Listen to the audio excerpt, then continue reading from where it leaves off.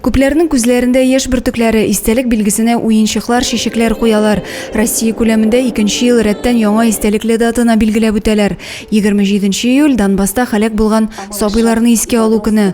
Ул Донецк Халык Республикасы башлыгы указы белән 22нче елда игълан ителде. Мондый чараларның киләчәк буын өчен әһәмиятле булуын оештыручылар да ассызыклый. Они жили, радовались, хотели творить творчество свое.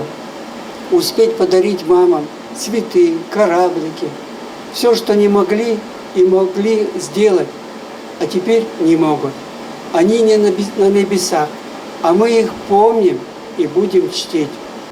Иске алу чарасына минем ишек алды лагерына йөрүчеләр, хәрби хәрәкәтләр ветераннары, кечкенә балалары белән әниләр дә килгән.